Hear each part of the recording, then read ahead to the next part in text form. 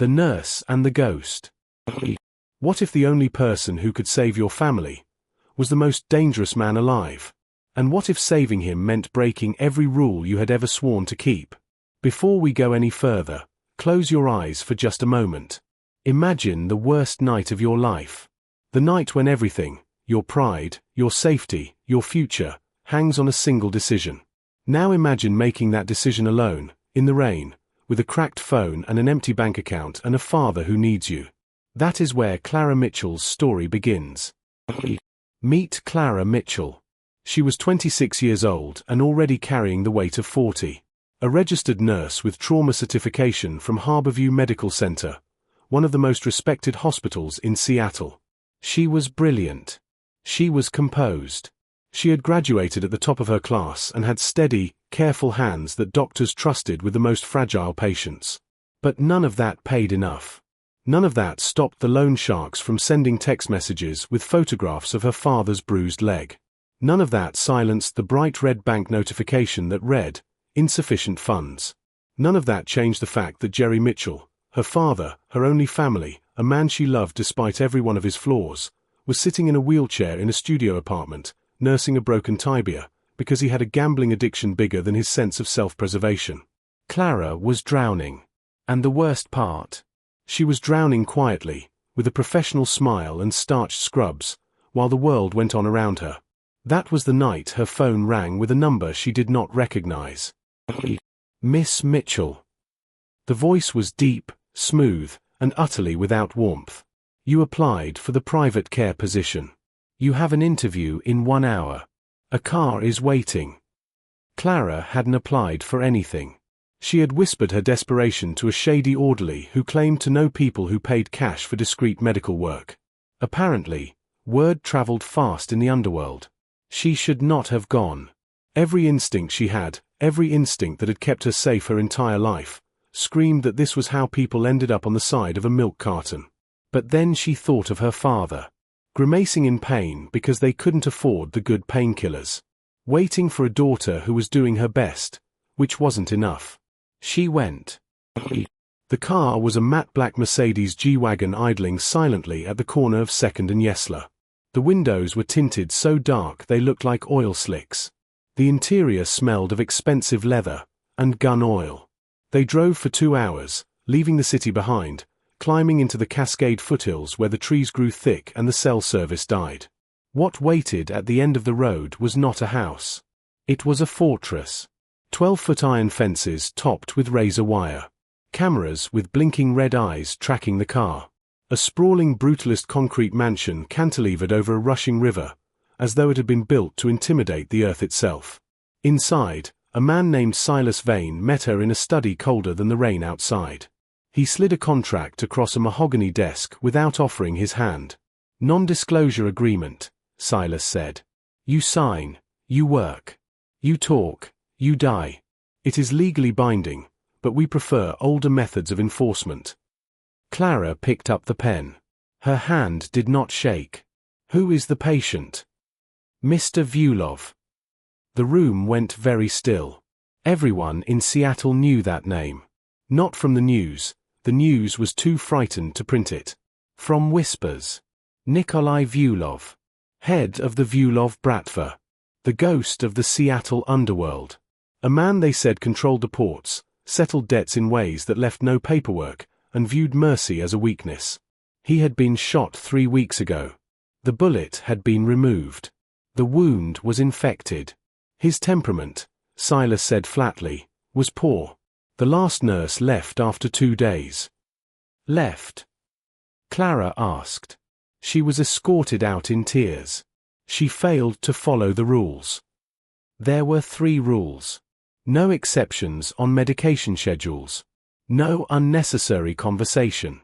And, most critically, under no circumstances was she to touch him without his explicit verbal permission. Clara looked at the salary on the contract. $20,000 a week. Cash. 2 weeks. She just needed to last 2 weeks and her father would be free. She signed. Silas smirked as he watched her name go down on the paper. A cruel, twisting smile. Mr. Vulov isn't difficult, Miss Mitchell, he said. His rabid. The west wing of the estate was sealed behind a heavy oak door that required a biometric scan. When Silas swiped his thumb and the lock disengaged, the hallway beyond was dim, lit only by recessed floor lights. The air smelled of antiseptic, and something metallic. Blood. You're on your own from here, Silas said. Then the door locked behind him, and Clara was alone. She went to her room first, changed into her navy scrubs, clipped back her hair, checked her pockets for her penlight and stethoscope. She was putting her armor back on. The professional mask. The quiet competence she had spent years building. Then she walked to the end of the hall. The double doors to the master suite were slightly ajar.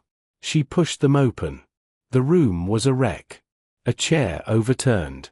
A vase of flowers shattered, water soaking into an expensive Persian rug. The king-sized bed was tangled and empty. Then, movement in the corner. A shadow separating from shadow. He was sitting in a high-backed leather chair facing the window, hidden in the gloom. All she could see was the silhouette of broad, massive shoulders, and the slow red glow of a cigarette. Medical necessity, a voice rasped, the sound of gravel grinding together. Get out. Clara stepped forward. Smoking is strictly forbidden with the antibiotics you're supposed to be taking, she said, her voice steady. It constricts the blood vessels and inhibits healing. The chair spun around. Nikolai Vyulov was terrifying. He was shirtless, his torso wrapped in bloody bandages that looked days old. He was enormous, easily 6'4", with the kind of muscles that spoke not of vanity but of survival. His skin was pale and carved with old scars. But it was his face that held her. High cheekbones, a jaw cut from granite, and eyes the color of glacial ice, cold, blue, and burning with fever. He looked like a fallen angel who had crawled out of hell and was furious about it. I didn't ask for a lecture, he growled, rising from the chair. He swayed slightly. She could see it, the high fever, the infection working its way through him, turning his blood to poison. You have a fever, Clara said, setting her medical tray down. And you're bleeding through your dressing. If I don't clean that wound, you'll lose the tissue. Maybe the entire arm. Let it rot, he spat, taking a long drag of the cigarette, daring her. Clara looked at the shattered vase on the floor. She understood, then, what she was looking at. This man was in pain, real, bone-deep pain, and he was lashing out because it was the only control he had left. He was used to being the predator. Injury had made him feel like prey. She moved closer. Sit down. Nikolai laughed, a dark, mirthless sound. He stepped toward her, using every inch of his size to intimidate, looming over her, close enough that she could smell the tobacco and fever sweat and the raw, masculine force of him. Do you know who I am, little nurse? I know you're a patient with a resting heart rate of about 110 and a temperature of 103, Clara fired back, tilting her chin up to meet his eyes. And I know you're afraid. The room went deadly silent. His eyes narrowed. Afraid. Of being weak, she said quietly. Now sit down. Or I will sedate you. And I am very good with a needle. For one terrible second, she thought he was going to hit her. His hand twitched. The tension in the room was a physical weight. Then the adrenaline seemed to drain out of him. He stumbled, gripped the back of the chair, and sank into it. 5 minutes, he gritted out. If you hurt me, I break your fingers. Deal, Clara whispered. She worked quickly. She cut away the soiled bandages. The wound was a jagged tear along his oblique and lower ribs, a graze from a high-caliber round that had taken a chunk of flesh. Angry, red, weeping. She cleaned it with saline. He flinched, his muscles turning to granite beneath her hands. Breathe, she instructed softly. Without thinking, she placed her free hand on his knee to steady him. Nikolai's hand shot out instantly, gripping her wrist like a vice. His skin was burning. I said, he whispered, his face inches from hers. Bandage it. Clara did not pull away. She looked at his hand wrapped around her wrist. Then she looked up into his eyes. I can't do my job if you're fighting me, Nikolai. His name. She had used his name. An intimacy he had not granted. His eyes went wide. Surprised, truly surprised, perhaps for the first time in years. He looked at her properly then. Saw the dark circles under her eyes. The fraying collar of her scrubs. The stubborn set of her jaw. A woman who was afraid and doing it anyway. Slowly, he released her wrist. "Do it properly," he muttered, turning to look out the window. "But if you linger, you're fired." Clara exhaled a breath she hadn't known she was holding. She stitched him up. Set up the 4-line for the antibiotics. When she was done, she checked his temperature. 102.8. Slightly better. She gathered the bloody waste and walked to the door. "Nurse," he called, just as she reached the threshold. She turned. "Leave the whiskey." He pointed to a crystal decanter on the shelf. "It interferes with the medication," she said. "Leave it." Clara hesitated for exactly 2 seconds. Then she walked over, picked up the crystal decanter, tucked it under her arm, and walked out. "Hey," he roared, trying to rise. "Hydrate with water, Mr. Vulov," she called back, and slammed the heavy door. She leaned against the corridor wall, her legs finally giving way. She slid slowly down to the floor and sat there in the dim hallway, hugging an expensive bottle of stolen scotch to her chest, shaking so hard her teeth rattled. She had survived the first hour. She had just stolen liquor from a Mafia don. Inside the room, Nikolai Vulov stared at the closed door for a long time. The pain in his side was a dull, manageable throb now, better than the sharp agony of before. He looked at his freshly bandaged wound. Neat. Professional. Done by someone who actually knew what they were doing. "She stole my scotch," he whispered to the empty room. A dry, rusty sound escaped him. Unfamiliar. It took him a moment to recognize what it was. A laugh. For the first time in 3 weeks, he did not feel the urge to put a bullet in someone. He felt something else entirely. Curiosity. But curiosity was dangerous for her. Because Nikolai knew something Clara Mitchell did not. The bullet that had torn through his ribs had not come from an enemy across the city. It had come from someone inside this very house. And by walking through that door, Clara Mitchell had just placed herself directly in the crosshairs. Something more dangerous than bullets. They say the most dangerous thing in the world is not a weapon. It is a heart that refuses to harden. Clara Mitchell was about to learn that lesson in the most terrifying way possible. The second morning arrived like a bruise, slow, purple, aching. The storm outside had not broken. It had merely settled into a sullen, heavy drizzle, as if the sky itself was exhausted from the effort of being dramatic. Clara had not slept. She had spent the night staring at the ceiling of the guest room, listening to the hum of the security system and the pounding of her own heart. At 6 in the morning, her phone had buzzed. A text from an unknown number. Tick-tock. 36 hours. Hope your dad likes wheelchairs because he's going to need them full-time if you don't pay up. She deleted it. Washed her face with cold water. Put her armor on. Navy scrubs. Tight ponytail. Professional mask. At precisely 7:55, she stood outside the oak doors. Enter. His voice through the intercom was stronger today, still rough, still edged with pain, but more controlled. The fever was retreating. Which, Clara realized as she swiped her key card and pushed open the door, meant Nikolai Vulov was more dangerous. A sick, feverish Nikolai had been terrifying enough. A sharp, fully conscious Nikolai, already sitting up in bed, laptop open, reviewing what looked like shipping manifests with his good hand, was something else entirely. He looked up. Those glacial eyes swept over her with an assessment so thorough it felt like being scanned. "You're late." "It is 800 hours exactly," Clara said, setting down the tray. "Oatmeal, fruit, black coffee, meds. Breakfast." Nikolai looked at the oatmeal with the expression of a man being handed a personal insult. "I don't eat slop." "Your body is fighting an infection. Digestion takes energy you don't have. You need soft, high-fiber foods." Clara sat down in the chair beside his bed, crossed her legs, and picked up the bowl. "Eat." "No." Mr. Vulov.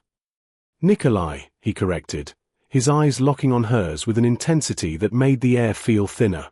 If you are going to nag me like a wife, use my name. The flush that rose up Clara's neck was unwelcome and immediate. She ignored it. Nikolai, she said evenly, eat the damn oatmeal. He smirked. It was the most dangerous thing she had ever seen. Because when Nikolai Vulov smirked, the monster receded just far enough to reveal something underneath, something charming, intelligent, and impossibly compelling. You are very brave, he said, for someone so small. I have been told I have poor self-preservation instincts. Clearly. He set the laptop aside. His voice dropped, became more deliberate. Silas ran a background check on you. Clara's hands stilled on the bowl. Clara Mitchell, he continued. Graduated top of your class. Fired from St. Mary's for insubordination. You argued with a senior surgeon who was making a mistake during a procedure. He paused. You were right. He was wrong. They fired you anyway. Clara said nothing. Father Jeremiah Mitchell. Gambler. Currently owing $50,000 to the Ali Syndicate. Is that why you hired me? Her voice was very controlled. Because you knew I couldn't say no. I hired you because you were the only person desperate enough to come here who wasn't an assassin, Nikolai said simply. But know this, the Alis are bottom feeders. Small fish. If you do your job, I will handle them. I don't need you to handle my problems.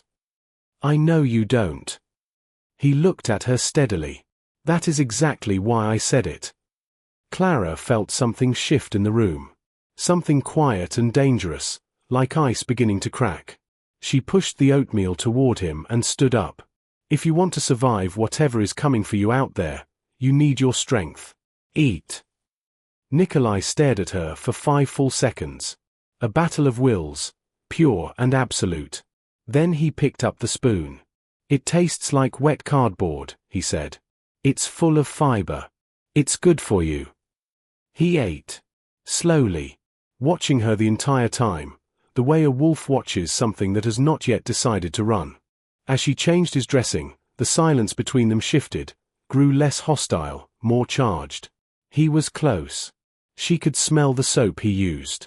Sandalwood and something sharper underneath. You have a light touch, he said quietly. I had a lot of practice on elderly patients. Their veins roll. My veins don't roll. His voice dropped an octave. They fight. Clara taped down the 4-line without looking up. That tracks.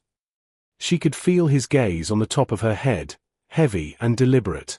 Why didn't you run? He asked. When you found out it was me. She smoothed the bandage carefully before answering. Because my father doesn't have good luck. He never has. And I'm the only person standing between him and people who will hurt him. She finally looked up. So I stay. Even when staying is terrifying. That's just what love looks like sometimes. Nikolai was very quiet. Loyalty, he said finally. It's rare. Or stupidity. Perhaps, he murmured. Or perhaps there is no difference. Perhaps loyalty always looks like stupidity to people who have never trusted anyone enough to understand it. He looked away then, back out at the rain-lashed windows. Something moved across his expression, something old and deep and carefully buried. Clara gathered her things and stood. I'll be back at noon. Clara. She paused at the door. The whiskey. He said it without looking at her. Not quite a demand. Almost a negotiation. No. I'm the boss. And I'm the nurse. Until that infection is gone, I outrank you. She walked out. Behind the closed door, a sound followed her down the hallway, low, genuine, warm. A real laugh. Not the dark, mirthless sound from the day before. Something different. Something that scared her far more than his anger ever had. Because Clara Mitchell was a woman who knew how to handle monsters. She had absolutely no idea how to handle a monster who made her want to stay. By the 3rd day, Something had settled into the air between them that Clara could not name and could not afford to examine too closely. The routine had taken shape: medications, dressing changes, arguments about food, his sharp wit meeting her dry steadiness, and beneath it all, something was quietly, dangerously growing.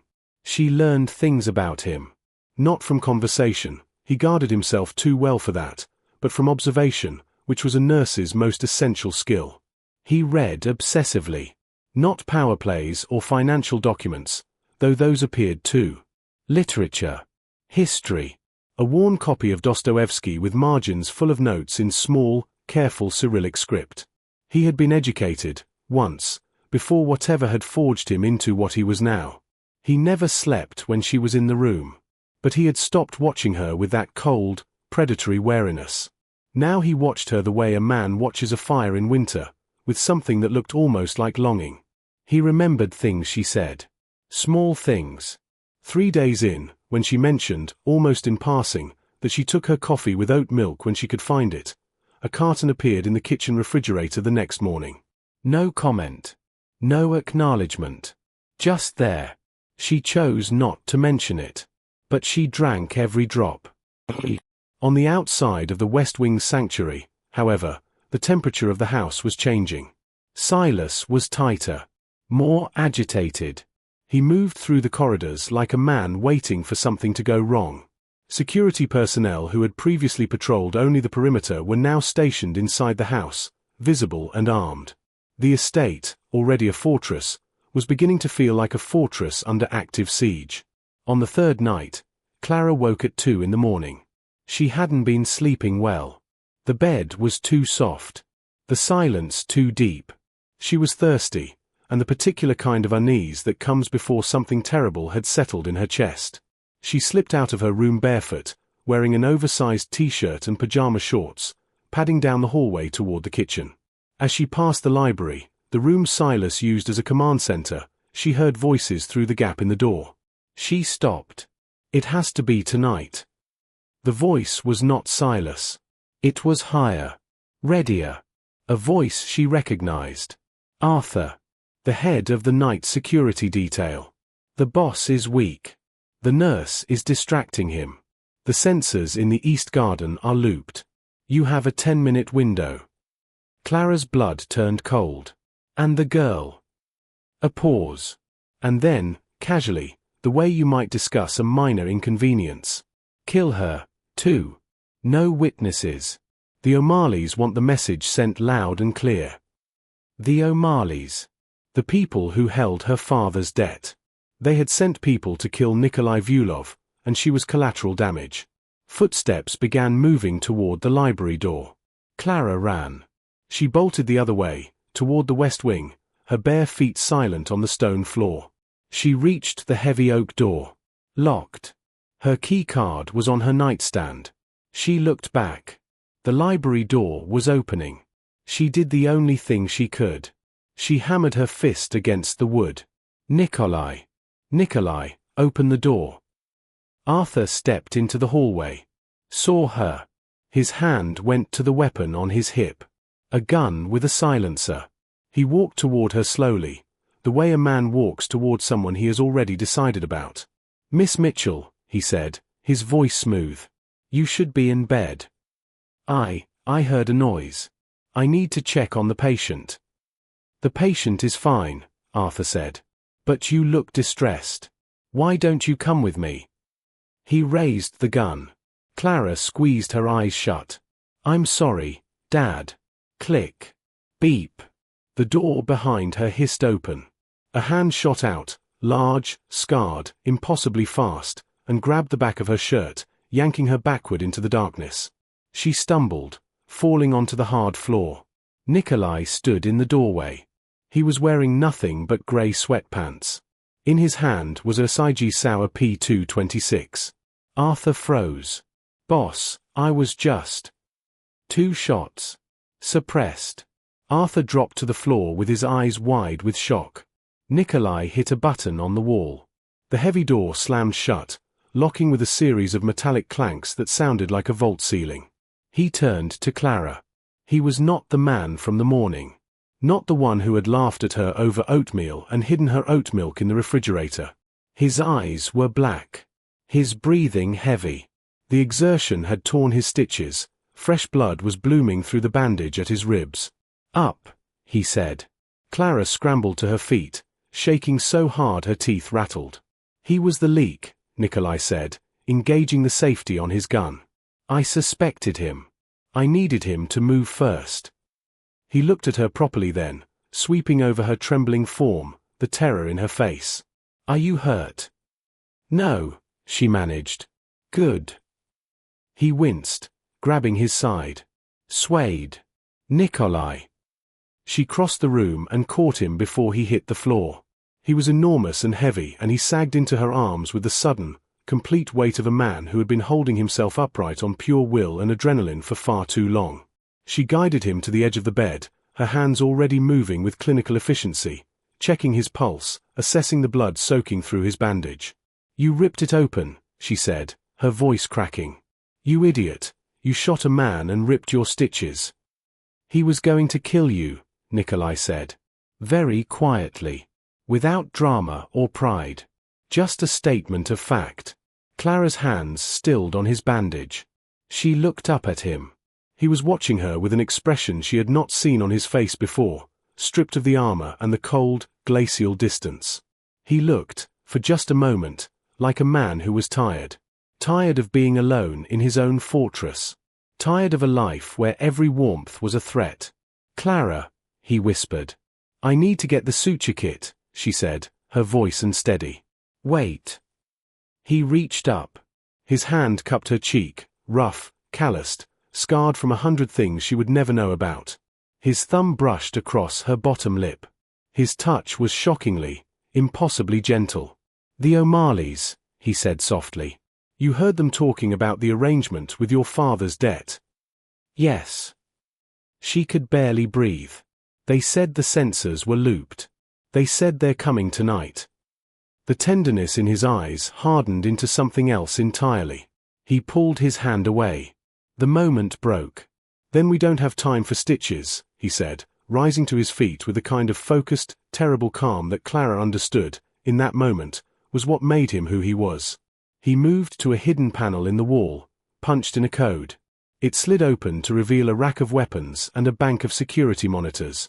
"Silas," he barked into a radio. Code red. "The breach is internal. Arthur is down. Sector 4 is compromised. Wake the boys." He turned back to Clara, grabbed a Kevlar vest from the rack and threw it at her. "Put this on." "What about you?"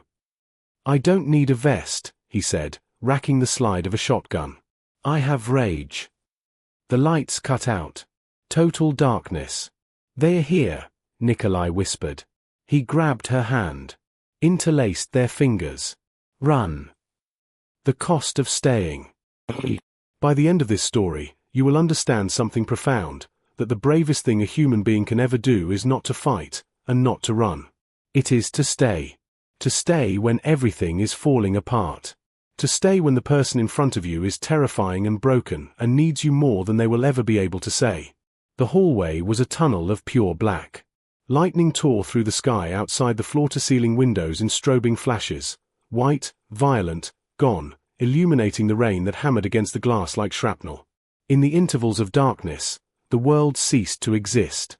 Nikolai moved through the black with a silence that should have been impossible for a man his size, let alone a man bleeding through his side. He held the shotgun level with his free hand. His other hand held Clara's. He did not release it. "Stay behind me," he breathed. "If I drop, you take the gun. I don't know how to shoot. Point and pull. It's a shotgun. You don't need to aim. You just need to mean it." Below them, the foyer erupted with flashlight beams cutting through the dark, rough, urgent voices calling to each other. "Clear the ground floor. Find the boss. Find the girl." They were inside. Clara pressed herself against the wall at the top of the grand staircase, her heart a trapped, frantic thing. Nikolai did not hesitate. He stepped out onto the landing, silhouetted against a flash of lightning, impossibly large, impossibly still. "Gentlemen," His voice thundered down into the marble foyer. "You appear to be lost." 3 flashlight beams snapped upward. Boom. Chaos. What followed was a nightmare in fragments. Gunfire sparking off the stone balustrade inches from Clara's face, Nikolai hauling her through the east wing corridor, the sound of boots pounding on the stairs behind them. His breathing was beginning to hitch wetly. She could hear it, the blood loss catching up, the tide of adrenaline no longer quite enough. "Kitchen," he gritted. "Service elevator to the garage." They burst through the swinging doors into the industrial kitchen. Stainless steel counters gleamed pale in the moonlight. Nikolai shoved a heavy prep table in front of the door, his face grey, sweating. He leaned against the refrigerator and slid slowly to the floor. "Nikolai." Clara dropped to her knees beside him. She pressed her hands over the wound with firm, steady pressure, the clinical part of her brain measuring, calculating. Too much. Too fast. "The elevator code," he murmured, his eyes growing heavy. 1984. "Don't you dare close your eyes. Stay with me. Nikolai, stay." The kitchen door shuddered. A gunshot blew the lock. The door swung open. 2 men in tactical gear. Night vision goggles. They swept the room and found their target immediately. "Target acquired," the first man said, raising his rifle. Clara did not think. She did not calculate. She grabbed the cast iron skillet she had dropped when she knelt down, let out a sound that was pure, primal, desperate rage, and launched herself at the man. It was insane. It was suicidal. But the mercenary had been expecting a cowering civilian, not a banshee with cookware and nothing left to lose. He hesitated for a fraction of a second. That fraction was enough. Clang. The skillet connected with the side of his helmet with everything she had. It did not knock him unconscious. But it staggered him. His rifle discharged wild into the ceiling. He stumbled back, shaking his head. The second man turned his weapon toward Clara. Bang! Bang! 2 clean shots from the floor. The second man dropped. Clara spun around. Nikolai was still sitting against the refrigerator, the smoking pistol steady in his hand despite the grey cast of his face and the blood pooling beneath him. He shifted his aim to the first man, who was still recovering from Clara's blow. Bang! Silence fell over the kitchen. Heavy. Ringing. Clara stood in the center of it, chest heaving, knuckles white around the handle of the cast iron skillet. She looked at the 2 dead men. She looked at Nikolai on the floor. "You," he wheezed, and a bloody, exhausted, genuine smile pulled at the corner of his mouth, "are a lunatic."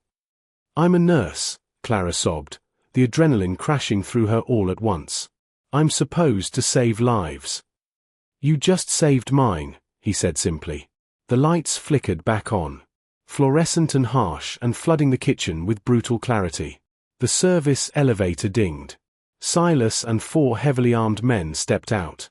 Silas's eyes swept the room, the carnage, the overturned table, the dead men, the skillet still in Clara's white-knuckled hand, and came to rest on his employer on the floor. "Boss." "Don't ask," Nikolai managed. "Get him to the infirmary," Clara said, and her voice was the voice she used in the trauma bay at Harborview, clear, controlled, absolute. "Now." He's in hypovolemic shock. "Move." The killers scrambled. The basement infirmary was better equipped than most rural hospitals. For the next hour, Clara was not a debtor's daughter. She was not a frightened woman in a fortress. She was the charge nurse, and she had a patient who needed her. "Silas, cut the shirt. You, 2 units of O-negative from the refrigerator. That cabinet, 3rd shelf. Now." She intubated Nikolai to support his breathing. Set up a rapid infuser for the blood. Cleaned the wound, a mess of torn muscle and old infection and new damage. She worked for 40 minutes without stopping. When it was over, she sat down heavily on a stool beside his bed, peeled off her bloody gloves, and pressed her forehead into her hands. Her shoulders shook. She did not make a sound.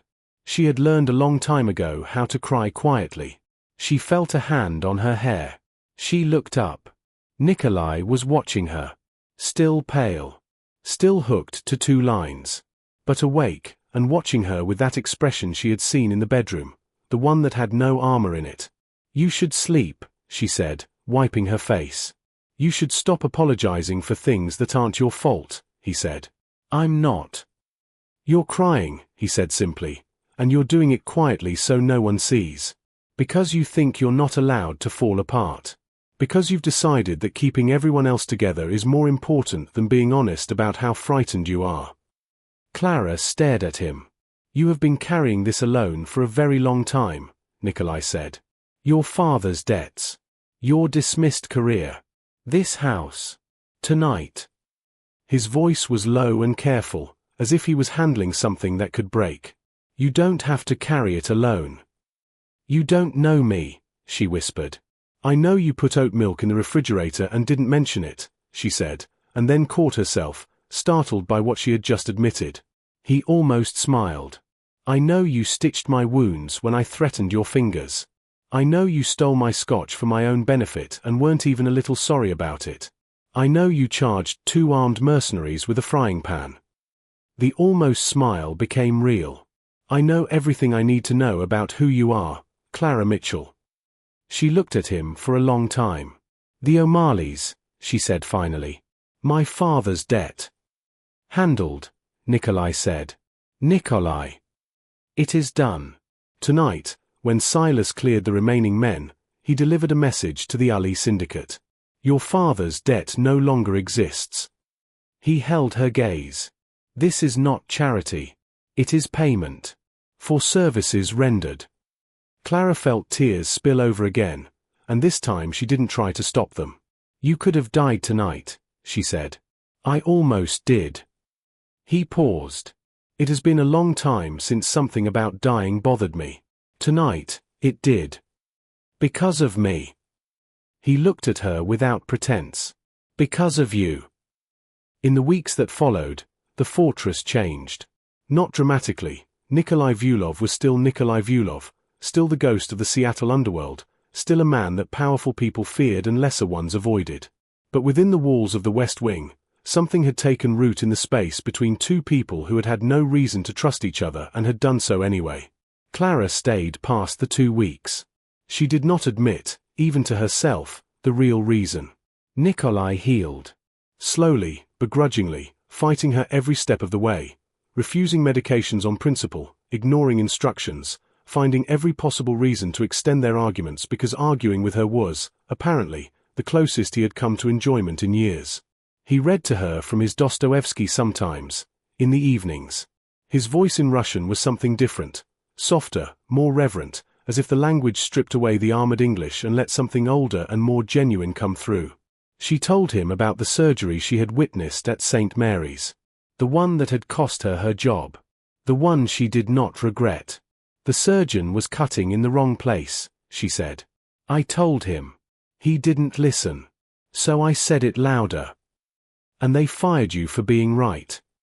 They fired me for making him look wrong in front of the team. There is a place for you in my organization," Nikolai said, with a seriousness that made her laugh. "I'm a nurse. I am aware. My organization has a high rate of medical emergencies." She laughed again, and he watched her laugh with the expression of a man encountering warmth for the first time in a very long winter. On her last official day, the day her contract ended, she packed her bag in the guest room. She worked slowly. More slowly than necessary. When she opened the door to leave, Nikolai was standing in the hallway. He had never stood outside her room before. Never come to her. He looked, for the first time in her memory, uncertain. "You're leaving," he said. "My contract is up. I can write a new one." "Nikolai. Your father is safe. Your debt is cleared. There is nothing pulling you back to that studio apartment." He paused. "There is nothing pulling you anywhere." "There might be something keeping me here," she said very quietly. The silence between them was different from all the other silences. Not hostile. Not charged. Just very full. "I have not been a person anyone should stay for," he said. "I want to be honest about that." "I know what you are," Clara said. "I have been watching you very carefully for 3 weeks. And I know what you are underneath what you have had to become. She stepped closer. I know you hide oat milk in the refrigerator for people without mentioning it. I know you read Dostoevsky in the dark because it makes you feel less alone. I know that when you thought I was going to die in that hallway, something in you that had been very still for a very long time woke up. He was watching her with the look she had come to know as his most honest one, stripped bare, older, more fragile than anyone outside these walls would ever believe. Stay, he said. One word. No manipulation. No contract. Just a man, asking. Clara set her bag down. And she stayed. A note to you, the listener. If this story moved you, if it made you feel something you cannot quite name, then you have understood what it was always about. It was never about the bullets. It was never about the mansion or the mafia or the danger in the dark. It was about two people, each of them deeply alone, each of them carrying weight that had become invisible to everyone around them, finding in each other the one thing they had both stopped believing in. Someone who would stay. Clara did not save Nikolai with medicine. She saved him with consistency. With showing up at precisely the right time, every time, no matter how frightened she was. With refusing to treat his damage as something that disqualified him from being known. And Nikolai did not rescue Clara with power or money.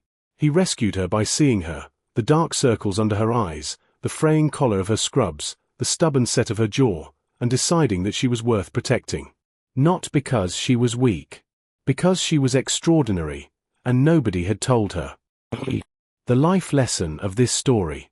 The most courageous thing you can do is not to charge into darkness with a weapon. It is to walk through a door when every instinct screams to turn back, because someone on the other side needs you, and you are the only one who came. Love does not always arrive in safety. Sometimes it arrives in the middle of the worst night of your life, bleeding and difficult and nothing like what you imagined. Sometimes the person who sees you most clearly is the one the world has labeled a monster. And sometimes, choosing to stay, quietly, stubbornly, despite the cost, is the bravest and most revolutionary act of all. Your loyalty is not stupidity. Your love is not weakness. Your refusal to abandon people, even broken ones, even dangerous ones, even the ones the world has given up on, that is your greatest strength. Don't let anyone tell you otherwise. If this story touched your heart, then you already know what to do. Stories like this one, stories about love that costs something, about loyalty that doesn't waver, about people who choose each other in the dark, those stories only exist because people like you show up for them. Subscribe to the channel. Leave a comment below telling us, what part of Clara and Nikolai's story stayed with you the most? Was it the moment she stole his scotch? The moment he grabbed her hand in the dark? Or the moment, the quiet, enormous moment, when she set her bag down and stayed? We read every comment. Every single one. Because you, listening right now, are the reason we keep telling these stories. Share this with someone who needs to hear it. Someone who has been carrying too much alone. Someone who needs to be reminded that the right person will always stay. Until the next story, take care of yourself. And stay.